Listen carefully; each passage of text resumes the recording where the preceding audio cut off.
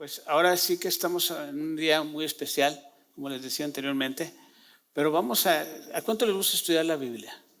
Bueno, vamos a abrir nuestras Biblias en el libro de Números, por favor, capítulo 24, versículo 17, por favor.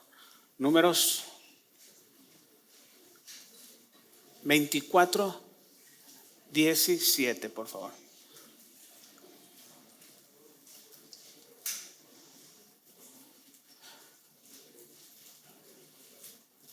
Fíjate lo que un profeta caído, en pocas palabras, caído, por decirlo de esta forma, un profeta que hizo lo incorrecto, pero de alguna manera Dios lo movió a hacer lo correcto en su momento, ¿verdad? Pero tenía una intención no buena, el profeta, el vidente Balaam. ¿Cuántos recuerdan a Balaam? ¿Verdad?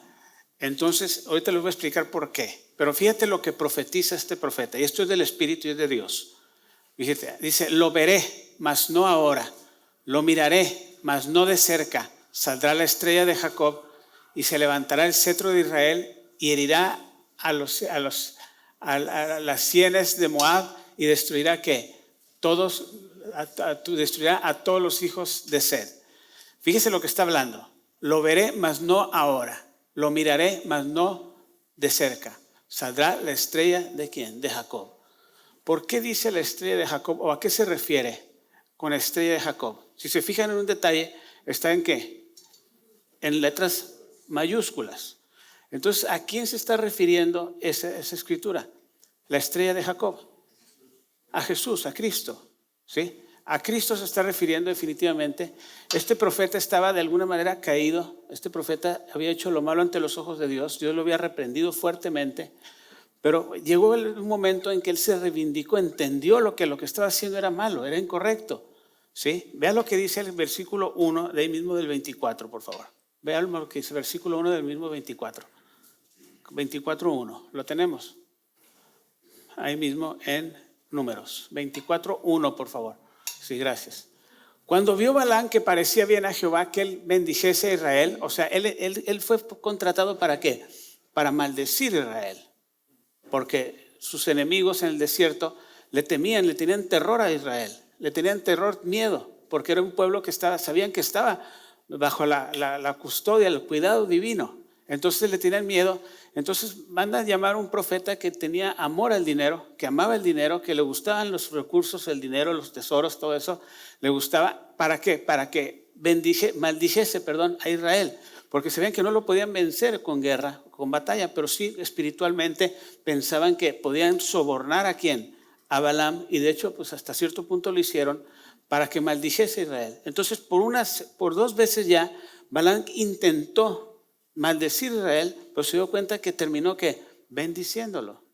Ahora sí que Dios tomó el control de su boca, porque como dice el Señor, ¿cómo maldeciré al que es bendito? O sea, ¿cómo lo maldeciré al que es bendito? Dice Dios. Entonces, ya cuando Balaam se da cuenta de esto, vea lo que dice. Parecía bien a Jehová que él bendijese, que se dio cuenta él que Dios quería bendecir a Israel y no maldecirlo. No fue como la primera y la segunda vez, dice, en busca de agüero, en busca de un hechizo, por decirlo así, sino que puso su rostro hacia el desierto. ¿Y qué hizo? ¿Qué más pasó? Y alzando sus ojos vio a Israel alojado por sus tribus y el Espíritu de Dios vino ¿quién? Sobre Balaam. ¿Sí? Y vea lo que dice, lo que les decía ahorita. Entonces tomó la parábola y dijo, Balaam, hijo de Beor, él dijo al varón con los ojos ¿qué? Abiertos. Se le habían abierto literalmente los ojos a este hombre, hablando literalmente los ojos abiertos, porque se dio cuenta que no podía maldecir al que era bendito. Entonces, esta profecía, ¿por qué lo llama la estrella de Jacob? ¿Por qué la llama? Porque Jacob mismo profetizó la venida de Cristo. Jacob mismo lo profetizó en el libro de Génesis, en el capítulo, vayamos a Génesis capítulo 49, por favor, en el versículo 10, 49:10. Pónganme mucha atención, vamos a aprender hoy, vamos a aprender bastante. Y viene Jacob y bendice a todos sus hijos. En el capítulo 49, versículo 10, bendice a todos sus hijos y dice, no les sería quitado el trono ¿qué? ¿Del cetro de quién? De Judá, ni el legislador entre sus pies hasta que venga Silo y a él se congregarán ¿qué? Todos los pueblos.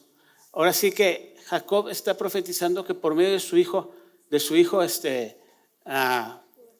Jacob, por medio de su hijo Judá, vendría ¿qué? Vendría la descendencia o la línea mesiánica, ¿hacia dónde? Hacia Cristo, ¿sí? Ahora sí que, ¿quién fue el padre de Jacob? Isaac. ¿Quién fue el abuelo de Jacob? Abraham. Y si vemos en 2:3, en el capítulo 2, verso 3, dice, al que te bendijere yo lo bendeciré, al que te maldijere lo maldeciré. Y en ti, le dice Abraham, serán ¿qué? Benditas todas las naciones de la tierra. Es Génesis 12:3 para los que están anotando. Entonces, en ti serán benditas todas las naciones de la tierra, le dice. ¿Por qué? Porque precisamente en su descendencia serían benditas todas las naciones, y esa bendición vendría sobre Abraham, sobre su hijo Isaac, y de su hijo Isaac, ¿quién seguiría? Jacob, y de Jacob, esa línea sobre los dos hijos que tuvo Jacob, pero seguiría la línea sobre ¿quién? Sobre el hijo Judá, que es donde dice, vamos a ponerlo otra vez, por favor. No será quitado el cetro de Judá, que era una línea mesiánica, una línea de ¿qué? De herencias de reyes, el cetro de Judá, ni el legislador entre sus pies, hasta que venga Silo. Está hablando de Cristo, hasta que venga, y a él se congregarán ¿qué? Todos los pueblos de la tierra, todos los pueblos se congregarán a él. Entonces, de ahí viene lo que es la palabra que da Balaam. Entonces, hay algo ahí muy interesante, ¿verdad? Que nos enseña que Cristo fue anunciado desde mucho antes, todavía, desde mucho antes. Si nos vamos más atrás, nos vamos a Génesis capítulo 17, versículo 3, que dice que él sería herido ¿en dónde? En el calcañar, pero ¿quién sería herido en la cabeza? El diablo. Entonces, desde el principio de la creación, se profetizó que Cristo vendría y que vencería y acabaría ¿con qué? Con el maligno, con el enemigo. Entonces, mis amados, ¿qué les estoy diciendo con todo esto? Esto es algo muy interesante. ¿Por qué? Porque en Abraham serían benditas todas las naciones de la tierra. Entonces, por eso decimos nosotros que en Cristo somos ¿qué? Somos una familia. ¿Cuántos han oído que somos la familia de Dios? ¿Por qué? Porque todas las naciones serían benditas ¿en quién? En Cristo. En Cristo se iría toda la línea mesiánica, vaya hasta llegar desde Abraham hasta llegar al Señor Jesucristo en su nacimiento. Entonces, ¿qué es lo que estamos hablando ahorita este día? Estamos hablando del nacimiento del Hijo de Dios, hermanos, que fue profetizado y fue plasmado desde muchos años antes atrás. Entonces, por eso viene la profecía y nos dice Isaías capítulo 9, 6 y 7, por favor. 9, 6 y 7. Capítulo 9, versos 6 y versos 7, por favor. Porque un niño nos es nacido, hijo nos es dado, y el principado sobre su hombro, y se llamará su nombre ¿qué? Admirable, consejero, Dios fuerte, Padre eterno y príncipe de paz. Pero nota lo que dice el 7. Lo dilatado, o sea, la grandeza, cómo se dilata su imperio, cómo se engrandece su imperio. Dice, su imperio será la paz y no tendrá límite la paz. Sobre el trono de David, vean lo que dice, sobre el trono de David y sobre su reino, disponiéndolo y confirmándolo en juicio y en justicia desde ahora y para siempre. El celo de Jehová hará esto. Ahora sí que, ¿cómo va? Sobre el trono de ¿quién? De David. Entonces, en Abraham viene ¿quién? Viene la línea de reyes que empieza ¿con quién? Con David, ¿sí? Y de David se pasa ¿a dónde? Hasta José, el esposo de María, que era de la tribu de Judá, que desposa ¿a quién? A María, en lo cual José no tuvo nada que ver con el nacimiento del Señor Jesucristo. Pero ni María tampoco realmente, aunque ella lo parió, ¿verdad? Pero María fue encinta ahora sí que puesto en el vientre de María lo que era la semilla de la vida de Cristo, la vida de Jesús. Entonces, mis amados, ¿qué estamos hablando de todo esto? Estamos viendo que Dios levantó ¿a quién? A David. Hizo un pacto también con David, Dios. ¿Qué es lo que dice el libro de los Salmos, capítulo 89, versos 3 y 4, por favor. Salmos 89, versos 3 y 4. Salmos 89, versos 3 y 4, por favor. Entonces dice, hice pacto con mi escogido, ¿qué? Con mi escogido, refiriéndose a David. Juré a David mi siervo diciendo, vea lo que dice, para siempre confirmaré tu descendencia y edificaré tu trono por todas las generaciones, le dijo Dios a David. ¿Sí? Para siempre confirmaré tu descendencia. Entonces, ¿de dónde viene David? De Abraham, ¿sí? Para siempre confirmaré tu descendencia y edificaré tu trono por todas las generaciones. ¿Por cuáles? ¿Cuántas generaciones? Todas. Todas las generaciones. Todas las generaciones. ¿Qué dice el que sigue, por favor?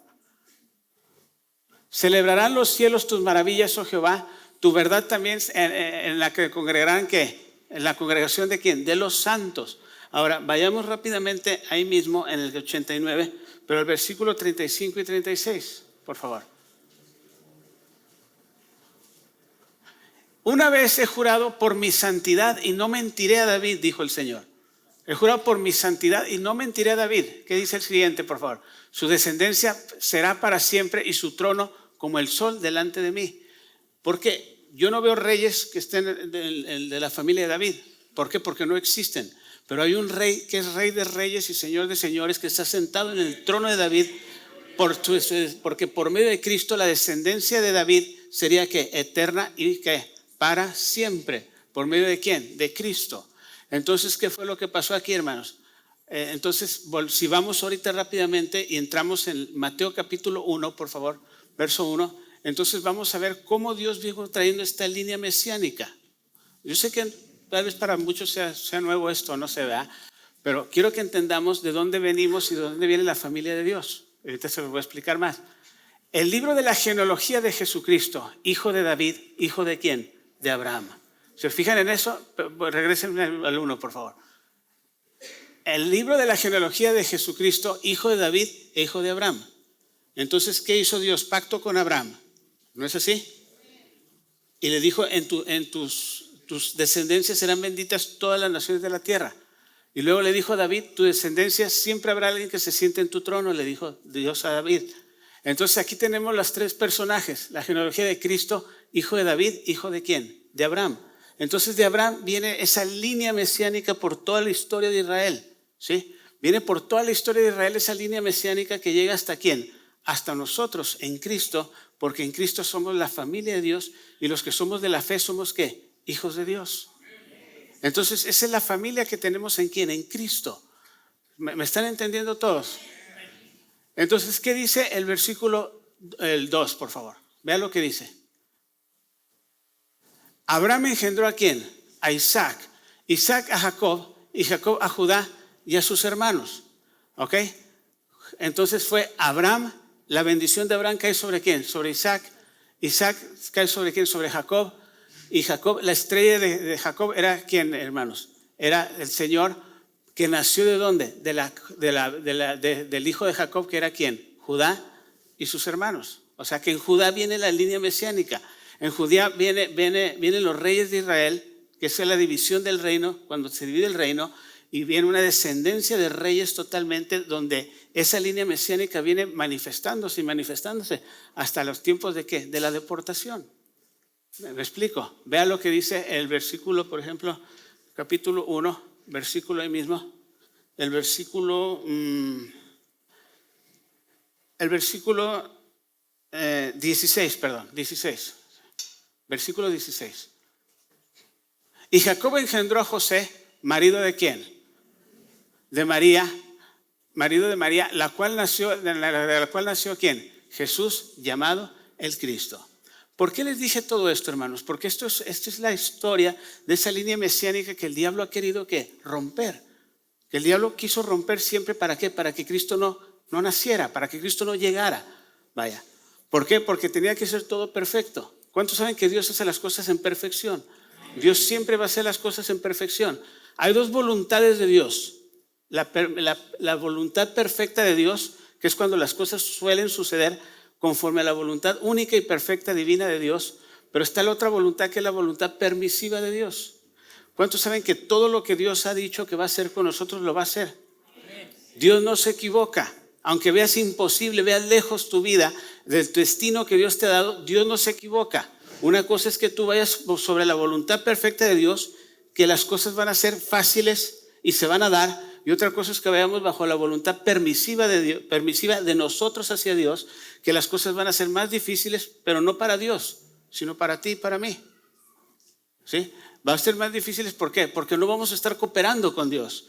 Por eso te conviene más que cooperemos con Dios para que se cumpla el propósito de Dios en tu vida y en mi vida. Porque si nosotros cooperamos con Dios, ¿cómo? Viviendo una vida plena en Él, una vida de santidad, una vida de entrega, una vida de búsqueda divina, de búsqueda de Él, Él va a poder usarnos, Él va a poder llenarnos de su espíritu y Él va a poder hacer todas las cosas que Él quiere hacer a través de nosotros. ¿Estamos entendiendo? Pero la voluntad permisiva va a ser cuando nosotros andamos de aquí para allá, andamos mal, venimos, vamos, venimos y todo esto. ¿Y qué pasa, hermanos? Empezamos ¿a qué? A trabar los asuntos de Dios, no porque Dios se trabe, sino porque nosotros trabamos y detenemos las cosas que Dios quiere hacer. Y es ahí donde vienen los problemas. Y créeme que no va a ser fácil para ti. Va a ser para Dios no va a ser difícil. Para ti va a ser difícil y para mí. ¿Por qué? Porque te insisto, Dios siempre va a cumplir su voluntad en ti. A empujones, a estirones, a como usted quiera, a varazos celestiales, ¿verdad? Como usted quiera, pero Dios siempre va a cumplir su voluntad. ¿Por qué? Porque Él es Dios y porque Él no se equivoca y porque Él lo hace todo perfecto.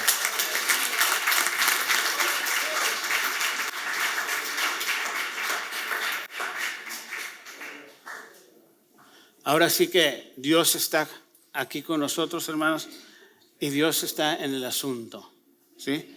Entonces, ¿qué es lo que te quiero decir, hermanos? Dios siempre tiene un plan y hay un destino en Dios que necesitamos cumplirlo.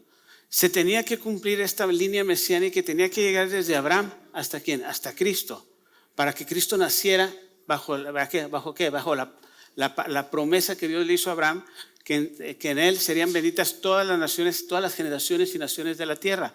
¿De qué está hablando entonces? Está hablando de todos los que nacemos en Cristo en la fe, que nacemos somos hijos de Abraham, vaya. Todos los que somos de la fe somos hijos de Abraham. Pero ¿qué pasa también, hermanos? Pero también en Cristo somos ¿qué? Bendecidos y somos benditos en Él. ¿Por qué? Porque su reino es eterno y es para siempre. Es el reino de Cristo. Cristo está sentado en el trono de David, hermanos. Cristo está sentado en el trono de David en el cielo.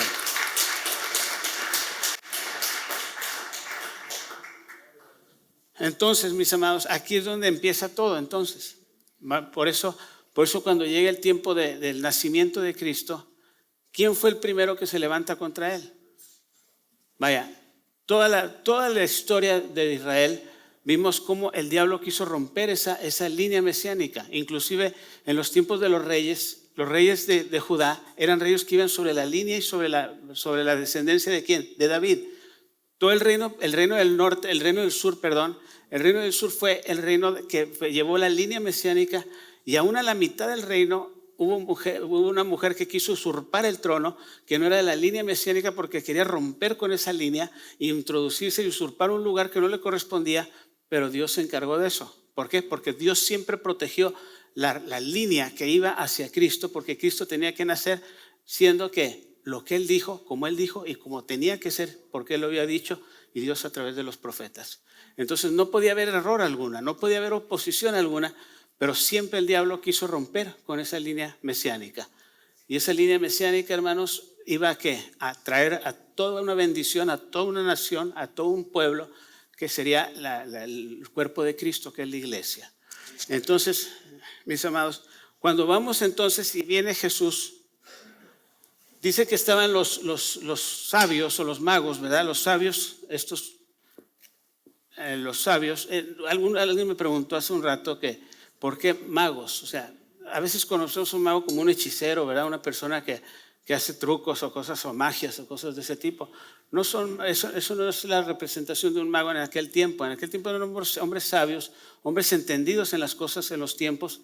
Por eso entendían que ellos habían visto que la estrella de ¿quién? De Jacob, que es la estrella que veían que venía el hijo, y por eso fueron con Herodes y le preguntaron dónde debe nacer el hijo de Dios, ¿verdad? El rey de los judíos. ¿Y qué pasó? Entonces sucedió que cuando Herodes se entera de esto, dice, ¿cómo? Si yo soy el único rey aquí. Entonces Herodes era un hombre pagano, un hombre malo. No era judío, ¿verdad? Obviamente, pero era un hombre pagano, porque era un hombre lleno de deseos de poder y quiere ser el único rey. Entonces, ¿qué hace Herodes? Dice, pues vayan a ver, dice, consulta a los sabios, a los religiosos y le dicen, van a ser en Belén de Judá. Entonces ellos los siguen la estrella y la siguen, y la estrella se detiene ¿dónde? En Belén de Judá se detiene la estrella. ¿Y qué pasa ahí en Belén? Nace el Hijo de Dios y la estrella ahí se estaciona, y ahí ellos sacan todos sus regalos que traían para el Rey de los judíos, para el Hijo de Dios. ¿Por qué? Porque tenían que ir a adorarle. Nació en un establo, nació en un pesebre, pero tenían que ir a adorarle, tenían que adorarlo a él, Y estos sabios, estos hombres entendidos de los tiempos, podían ver que esa estrella traía un cumplimiento del Rey de los judíos que nacería en carne y sangre entre su pueblo. ¿Estamos entendiendo hasta ahí, hermanos? Entonces, ¿qué es lo que hace Herodes? Da una orden de mandar a asesinar ¿a quiénes? A todos los niños de 2 años. ¿Qué es lo que hace el Señor? Manda a su ángel y le habla en sueños ¿a quién? A José, y le dice, vete a Egipto y quédate ahí hasta que yo te indique. Entonces Jesús viene y el Señor llega, ¿para qué? Para casarse con el niño Jesús, y lo llevan a Egipto, y se tarda 2 años en Egipto. ¿Para qué? Para que se calmara toda la persecución que había contra los niños de 2 años, menores de 2 años de Israel, y poder salvar al niño y cuidarlo y protegerlo de esas personas. Entonces, ¿qué fue lo que pasó ahí, hermanos? Lo que sucede aquí es que querían deshacerse del niño, querían matar al niño. Había todo tipo de oposición. Yo te voy a decir una cosa, va a haber todo tipo de oposición en tu destino y en tu proyecto en Dios. Van a querer matar tu corazón, van a querer acabar con tu ánimo, van a querer acabar el enemigo con tu deseo de servir a Dios. Te va a traer desánimo, te va a traer situaciones, adversidades, te va a hacer que desistas, que te quejes de Dios para que no se cumplan los propósitos de Dios en tu vida. Y yo te voy a decir algo, hermanos, Dios siempre va a cumplir sus propósitos, porque Dios no va a permitir que tú seas probado más de lo que tú no puedas resistir. Dios es fiel, que no permitirá eso, porque Dios siempre está en el asunto. Así es que, hermano amado, no va a haber prueba, no va a haber lucha, no va a haber aflicción, no va a haber situación que no pueda superar.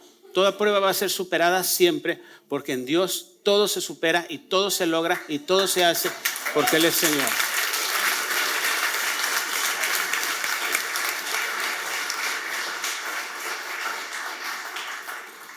Mis amados hermanos, entonces Herodes viene y ¿qué hace?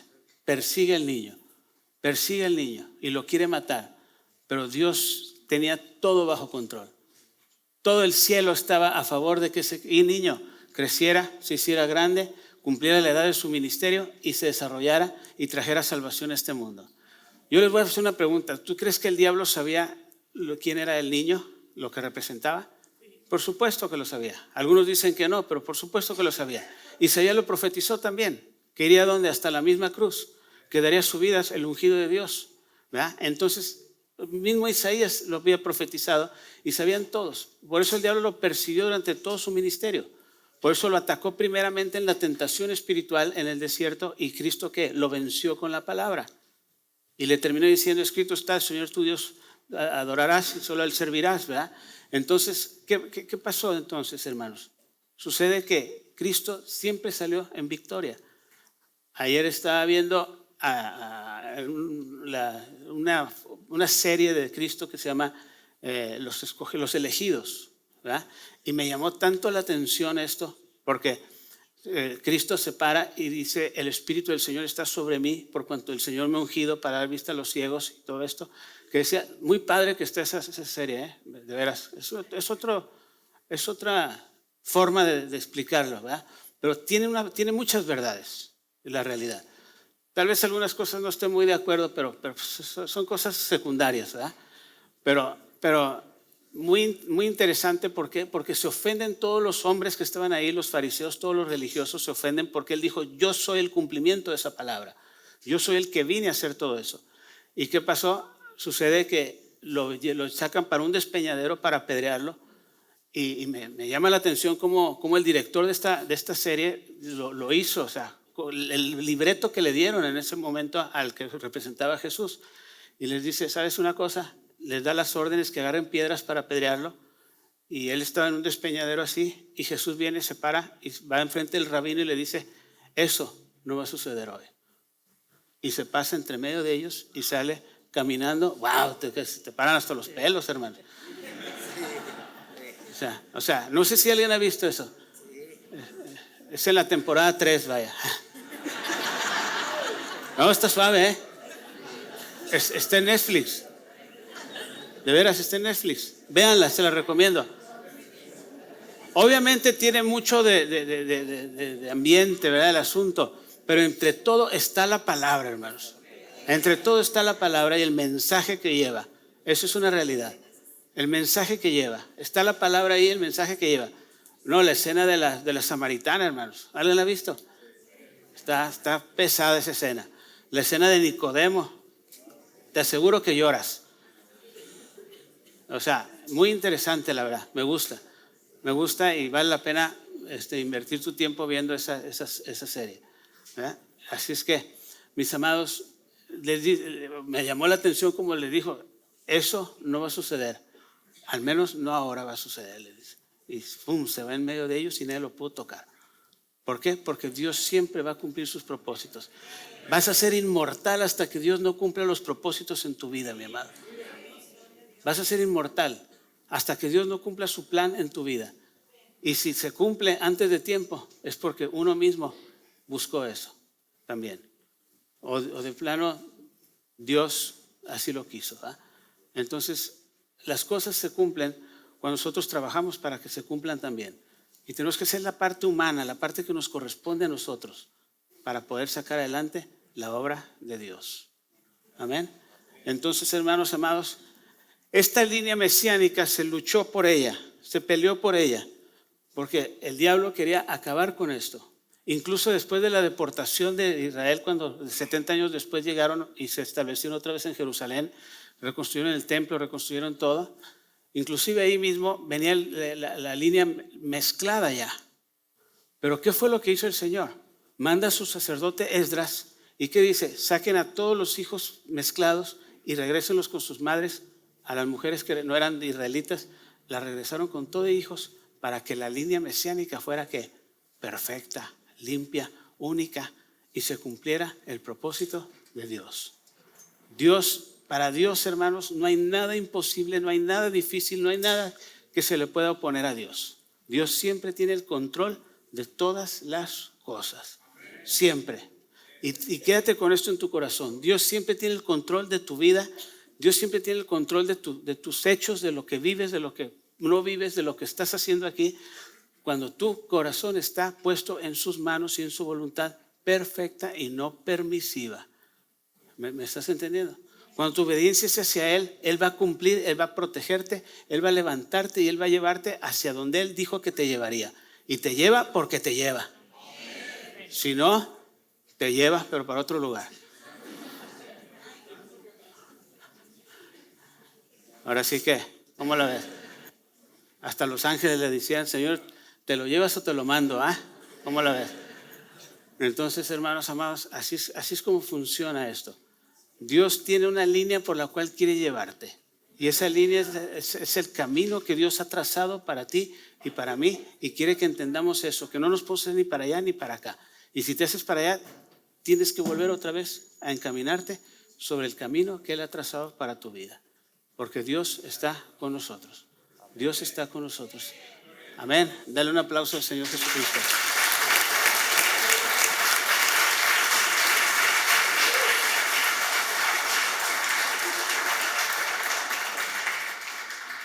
Y todo se va a cumplir, porque Cristo viene y viene pronto y viene a establecer ¿qué? Su reino.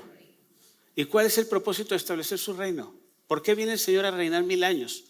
Porque viene a someter toda obra del diablo bajo sus pies. Viene a establecer su reino y decir, señores, aquí el que bueno soy yo. Y va a someter todos sus enemigos y todos los enemigos de su iglesia bajo sus pies. ¿Por qué? Por eso establece su reino y va a ser un reino de ¿qué? De justicia, un imperio que no va a tener fin nunca, su paz no va a tener fin jamás, lo que dice Isaías. Entonces, ¿qué es lo que va a pasar?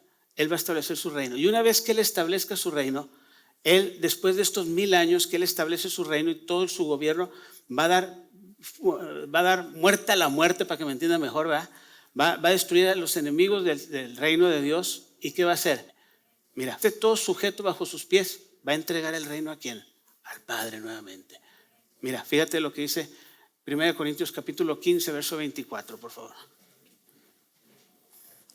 El Señor viene, establece su reino, su iglesia se va con Él y reinamos juntamente con Él. ¿Y qué pasa? 1000 años reina, la tierra se vuelve bendita en Él otra vez nuevamente, establece su reino. ¿Y qué sucede, hermano? Vamos a ver 15:24, por favor. Él tiene la victoria, hermanos. Él tiene la victoria. 15:24 de 1 Corintios. ¿Lo tenemos o no lo tenemos? Okay. A ver, vamos a buscarlo entonces. 1 Corintios 15:24. Muy bien. Luego el fin, cuando entregue ¿quién? El reino al Dios y Padre, cuando haya que suprimido todo dominio, toda autoridad y potencia, cuando el Señor haya acabado con toda autoridad, con toda potencia, a todos sus enemigos al enemigo, porque preciso es que Él reine hasta que haya puesto a todos sus enemigos debajo de sus pies. ¿Sí? Vamos a leerlo otra vez. Luego el fin, cuando entregue el reino al Dios y Padre, cuando haya suprimido todo dominio, toda autoridad y potencia, lo haya suprimido, lo haya, ahora sí que como borrado del mapa, en pocas palabras. ¿Qué dice el siguiente, por favor? Porque preciso es que Él reine hasta que haya puesto todos sus enemigos debajo de sus pies. ¿Qué más dice, por favor? Y el postrer enemigo será destruido, que es la muerte, será destruida. Porque todas las cosas las sujetó bajo sus pies. Y cuando dice todas las cosas han sido sujetadas a Él, claramente no se exceptúa que aquel que sujetó a Él todas las cosas. ¿Quién fue el que sujetó a Él todas las cosas? Al Padre. ¿Qué dice el 28? Dice, porque luego que todas las cosas estén sujetas, entonces también el Hijo mismo se sujetará ¿al qué? Al que le sujetó a Él todas las cosas, para que Dios sea en todo y por todos y Él tenga toda la gloria, el Padre. ¿Por qué? Porque todo le va a decir, Padre mío, aquí acaba mi obra. Aquí acaba mi obra. Aquí está el pueblo que me mandaste a salvar. Aquí están los hijos tuyos. Aquí está tu familia, tus hijos que adoptaste por mi sangre, por lo que yo hice por ellos, ¿verdad? Aquí acaba mi obra y Él sigue reinando, obviamente, ¿verdad? Pero le entrega ¿qué? El reino, y le entrega los frutos y le entrega todo y le dice, todo es para la gloria de tu nombre, Padre mío. Y ahí se lo entrega todo.